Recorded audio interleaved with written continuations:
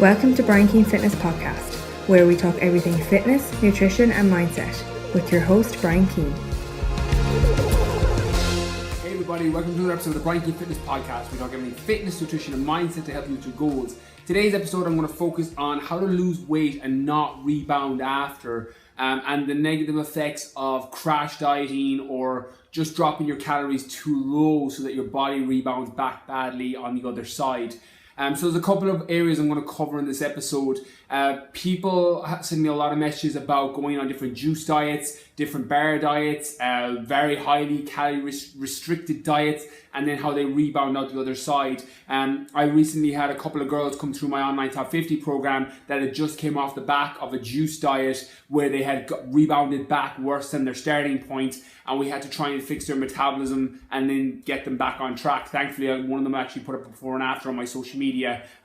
So it's something that can be fixed. But I'm going to talk first on how to lose body fat and how to lose weight the right way, and then the effect of crash dieting and how that can have a negative effect on your body.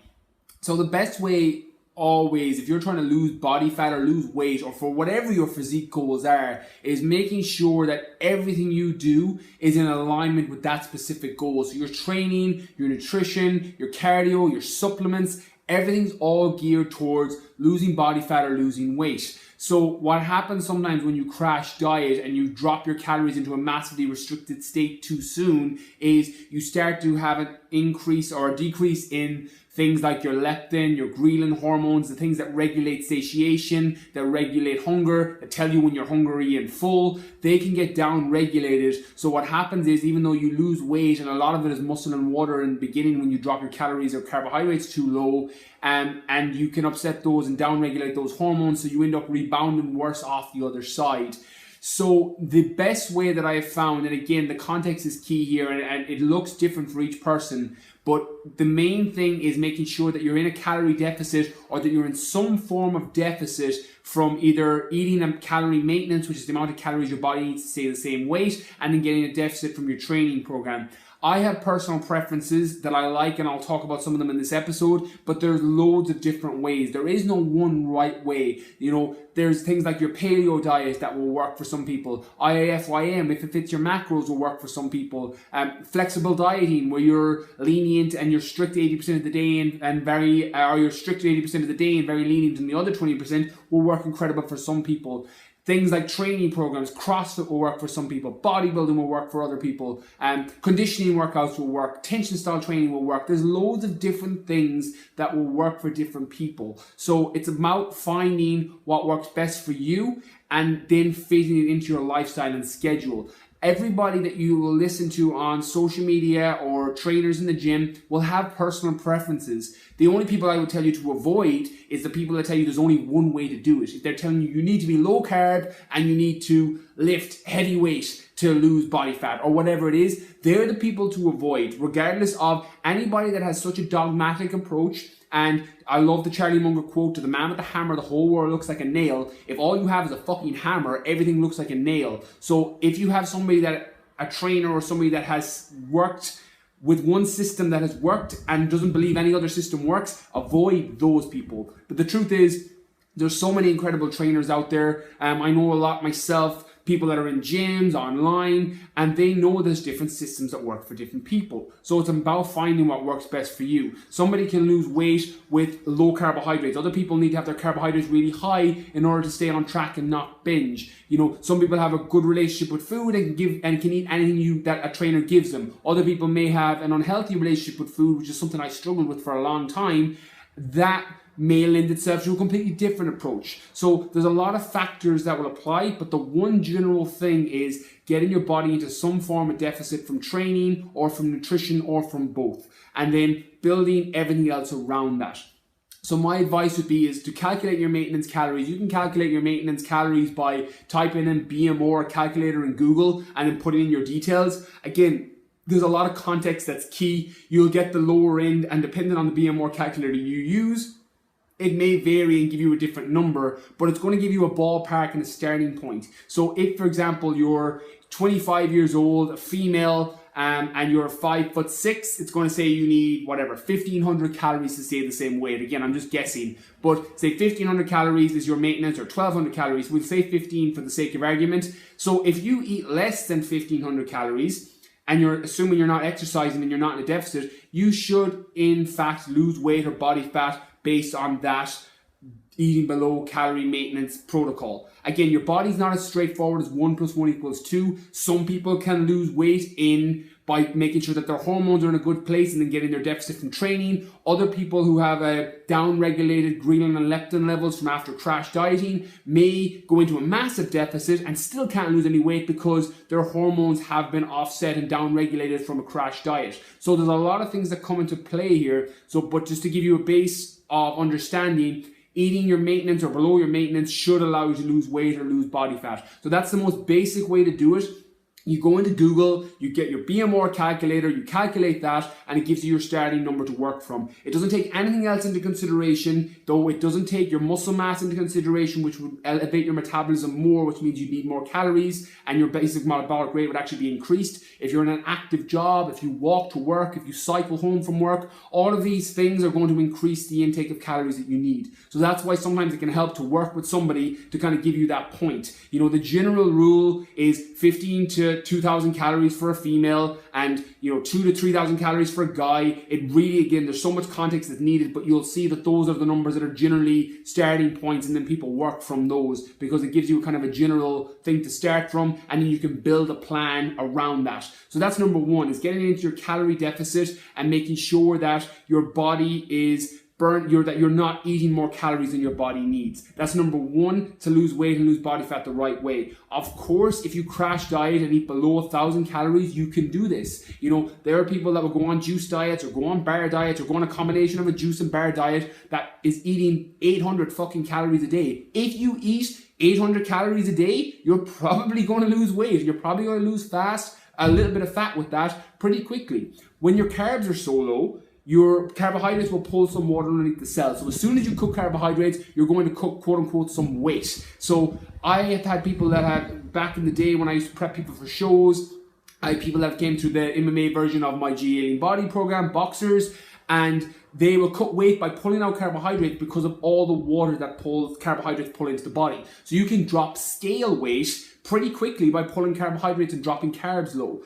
That's why I'm not a fan of using the weight as a scale unless you're overweight or obese to begin with, because it's very easy to manipulate the scale. You pull all your carbohydrates out, you could drop 2 or 3 kilos in a couple of days just because there's less water in your body. If you think of scale weight, if you put a 5 kilos of blubbering fat onto a scale, that's going to weigh in at 5 kilos. If you put in 5 kilos of lean muscle, which is going to be a quarter of the size of the fat, and that will weigh in at 5 kilos as well. So it doesn't take into any account muscle that you have. And this is both genders, because female have lean, hard, toned muscle as well. Sometimes your body fat is naturally higher because of evolutionary reasons, and depending on metabolism in each female, that can be a little bit higher. But 5 kilos is 5 kilos, regardless of whether it's from blubbering fat or from lean, hard muscle. So that's why the scale isn't always the best indicator of actual progress, the best indicator of weight, of how you're doing. Body fat and the way your clothes fit and the way you look is always going to be a better indicator. I've actually had people come through my top 50 program,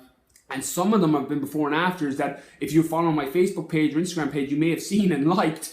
I've had people come through who have stayed the same weight all the way through phase 1 or phase 2 if they're doing phase 2, and their body fat will be massively reduced. I've had girls drop 2, 3, 4 dress sizes, and in one case, a girl dropped 3 dress sizes and her weight stayed the exact same, but her body fat dropped off. If I asked you in the beginning, would you rather drop 2, 3 dress sizes, look really healthy, look incredible, have a lean physique that people are complimenting you on, or drop 10 kilos where you may look the same? You're probably going to opt for the dropping the dress sizes and looking better.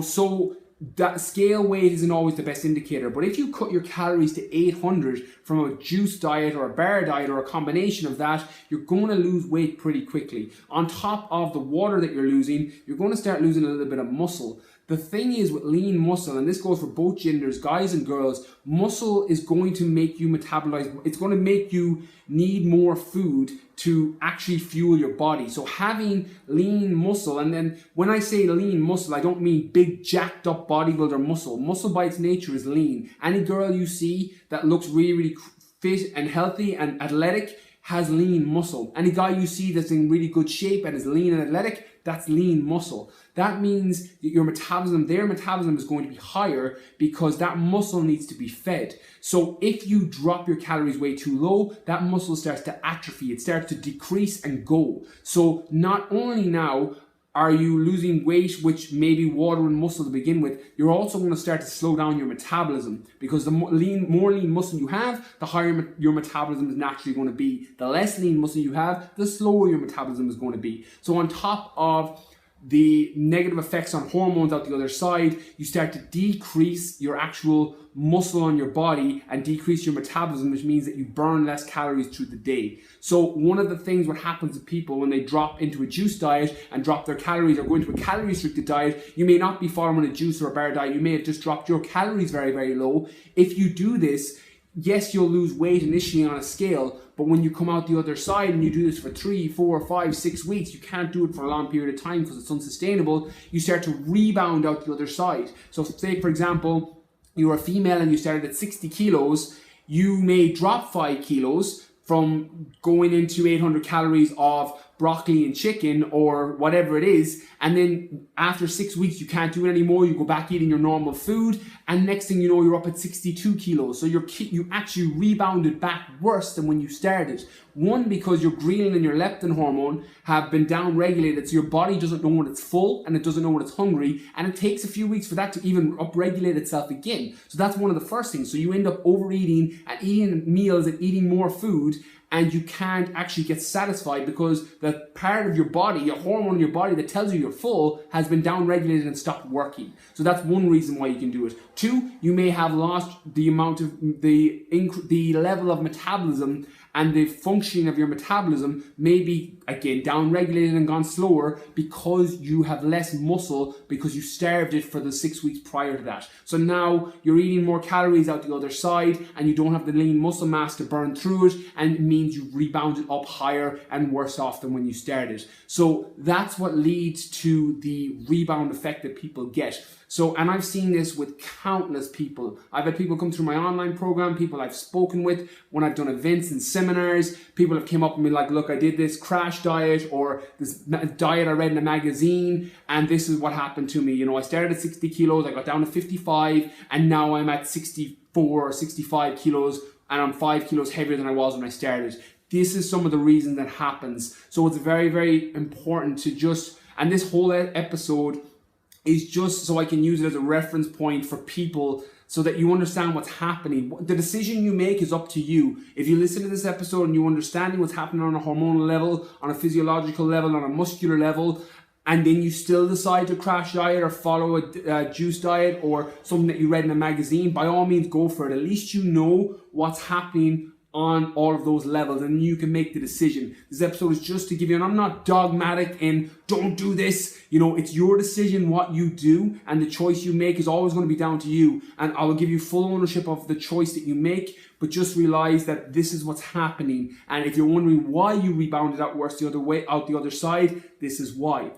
That being said, all of those negative things can be completely fixed by manipulating your training, your nutrition, and your supplementation to do it the right way. So my personal preference, anytime I've worked with my guys or girls in my online top 50 program particularly, when I've worked with those people and getting their body fat down, again, there's just different versions of the program, so depending on each person's goal, it's very specific to each person. But anyone that's looking to get body fat down or lose quote-unquote weight, which I try and reframe as body fat, it is gearing the training, nutrition, supplements all towards that. So my personal favorite way to lose body fat through training is focusing on tension style workouts where you're tearing more fibers on the muscle, so you're elevating your metabolism further so that you're repairing from the workouts even while you're at home watching Game of Thrones or or the Kardashians or reading your favorite magazine, you're still burning calories because your body's trying to repair from that workout. That's why I like to focus on tension style training. On top of that, it can lead to a little slightly better body composition because you're more focused on working the muscle you're trying to work. So if you're doing a squat and you're trying to build your glutes, you're focusing on your glutes on a squat. If you're a guy and you're trying to build your quads, you're focusing on your quads when you squat. You're doing things like elevating your heels, or you're doing pressing through the outside of your heel and on the upside of your foot so that you're loading through your quad. You're doing different things and you're putting tension on the muscle that you're trying to work. So that by itself can lead to better body composition. It can change the shape of your muscle in a better way than just moving weight as heavy as you can, hoping that it hits everything. Because that's not, in my experience, the best way to change your body composition. So you get the benefit of changing your shape, so you look more athletic, or you look having a better physique, and you get to increase your metabolism through your body trying to repair from those workouts. So creating tension on the muscle is my go-to way that I have found has worked incredibly well at losing body fat on people that I've worked with and that I've applied myself. I drink the Kool-Aid. It's exactly what I do when I'm trying to lose body fat myself. So that's key. Obviously, designing your training program around your specific goals. If you're a guy, you want to focus on things like your chest, your abs, and then your overall body around it. If you're a girl, your glutes, your hamstrings, your shoulders, and the rest of your body around it. Whatever your specific body parts you're trying to bring up are, you focus on those in your training. And then I use tension style workouts around that. Again, there's loads of different systems, but that's my personal preference and the one that I have found has worked the best with the thousands of people at this stage that I've worked with, and I have found is my personal preference. The next thing then is your cardio that you choose. There's lots of different types of cardio. The main one kind of always comes back is to either HIIT, which is high intensity interval training, which is like sprints, or low intensity steady state, which is like a steady jog. And normally you're at 70% of your max heart rate, which gets into your quote unquote fat burning zone. So to calculate your max heart rate, it's 220 minus your age, and then you can do your calculation from there. So depending on your specific goals, one or the other may work better. I tend to lean towards high intensity interval training in most cases, purely because you get a better bang for your buck. It takes less time, it's a bit harder on the body, but you can burn more calories in a significantly lesser amount of time. So I tend to go towards that. How that looks, again, varies depending on the version of the program you're on. If you're in my top 50 online program, or depending on the actual program you're following from whoever it is, the cardio and the systems may look different. So I love Tabata, which is 20 seconds on, 10 seconds off, and you just pick a movement, a rower, a bodyweight squat, or whatever it is, and you use that system for 4 minutes, and it's 8 rounds total. 30-30 is another one that from my book that I love.